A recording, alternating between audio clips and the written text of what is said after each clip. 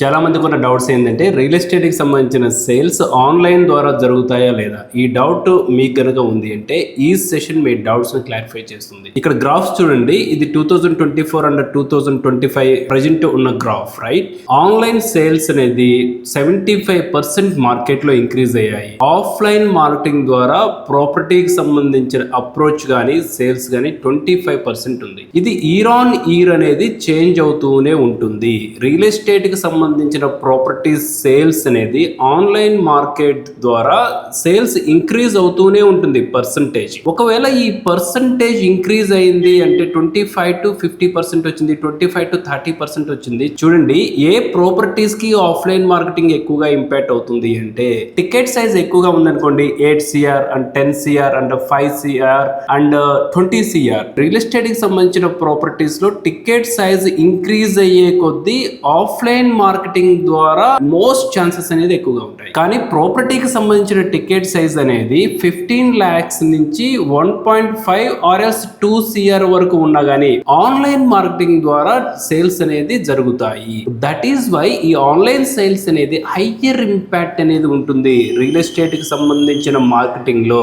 ఇక్కడ క్లియర్ గా మనం చూడొచ్చు, డిస్ట్రిబ్యూషన్ లో 75% ఆన్లైన్ మార్కెటింగ్ మీరు wherever, right? So Hyderabad and Bengaluru market, Chennai market, Mumbai market and Jaipur, మీరు టాప్ టైర్ 1 సిటీస్ కనుక చూసుకుంటే అర్బనైజ్డ్ ఎక్కడైతే ఇంప్రూవైజేషన్ జరుగుతుందో, అర్బనైజ్డ్ కల్చర్ అనేది ఏ టౌన్ ఏరియాస్ లో ఇంప్లిమెంట్ జరుగుతుందో ఆన్లైన్ సేల్స్ అనేది ఆ ఏరియాలో ఇంక్రీజ్ అవుతూనే ఉంటాయి. స్టిల్ మన రియల్ ఎస్టేట్ కి సంబంధించిన ప్రాపర్టీస్ ని ఆఫ్లైన్ మార్కెటింగ్ ద్వారా మనం ప్రమోట్ చేయాలి అనుకుంటే మనీ అంతా so it goes to the water, right? So there is no use. Offline marketing 30%, online marketing 70%. Actual గా మార్కెట్ రూల్ ఏంటి? 80 to 20%. But coming to the real estate 30% offline marketing మీద spend చేస్తే 70% online marketing కనుక push చేయగలిగితే market లో impact ఉన్న sales ని మనం క్రియేట్ చేయడం అనేది చాలా simple. Ineffective methods, that is the completely so offline marketing. Still మనము ఆఫ్లైన్ మార్కెటింగ్ కనుక ఫాలో అవుతున్నాము అంటే we have to be adapt the digital marketing to target the audience effectively and reduce the cost.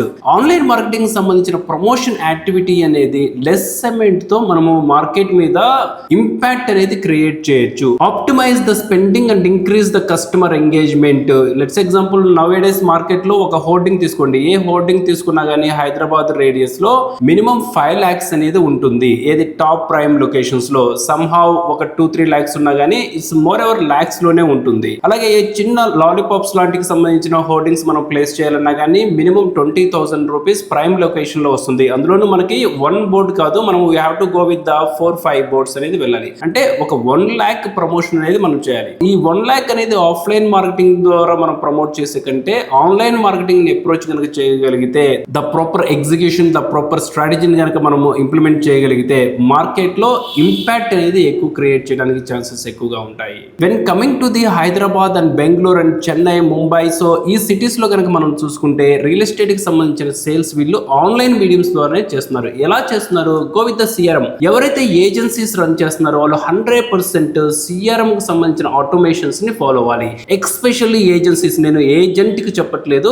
Agent ఏ సినారియోలో వెళ్ళాలి మనం already discuss చేసాము. In previous sessions లో మనం చెప్పాము. ప్రీవియస్ సెషన్స్ లో ఏం చెప్పాము? ఒక ఏజెంట్ కి పర్ మంత్ 10 leads కంటే ఎక్కువగా వస్తుంది, ఎనఫ్ సేల్స్ జరుగుతున్నాయి. లెట్స్ ఎగ్జాంపుల్ 2 months కి అట్లీస్ట్ ఒక డీసెంట్ డీల్ జరుగుతుంది. ఓకే, ఇలా డీసెంట్ డీల్ జరిగినప్పుడు ఒక డీల్ కన్వర్జేషన్ జరగాలి అనుకున్నప్పుడు మినిమం ఒక 25 queries అన్నా రావాలి. ఓకే, 25 queries వస్తే మనకి ఒక 3-4 visits అన్నా వెళ్తాయి. ఆర్ఎల్స్ ఒక 10 డీసెంట్ విజిట్స్ వచ్చినా కానీ ఒక సేల్ అన్నా జరుగుతుంది. ఎప్పుడైతే మనకి ఒక 25 queries అనేది జనరేట్ అవుతున్నాయి పర్ మంత్ అనుకున్నప్పుడు then go with CRM tools. Agencies కాబట్టి వీళ్ళకి మల్టిపుల్ క్వైరీస్ అనేది జనరేట్ అవుతాయి కాబట్టి డెఫినెట్ గా వీళ్ళు రియల్ ఎస్టేట్ కి సంబంధించిన ఏజెన్సీస్ డిజిటల్ మీడియం ద్వారా వెళ్ళాలి అనుకున్నప్పుడు CRM టూల్స్ ద్వారా వీళ్ళు సేల్స్ అనేది ఇంక్రీజ్ చేసుకోవడానికి ఛాన్సెస్ ఉంటుంది. నెక్స్ట్, రియల్ ఎస్టేట్ ఏజెన్సీస్ కి offering the 3D tools. Let's example, ఒక ఏజెన్సీ అనేది 2-3 benches కి వీళ్ళు పొజిషన్ తీసుకుంటూ ఉంటారు. ఇలా పొజిషన్ తీసుకున్నప్పుడు మనము మార్కెటింగ్ కి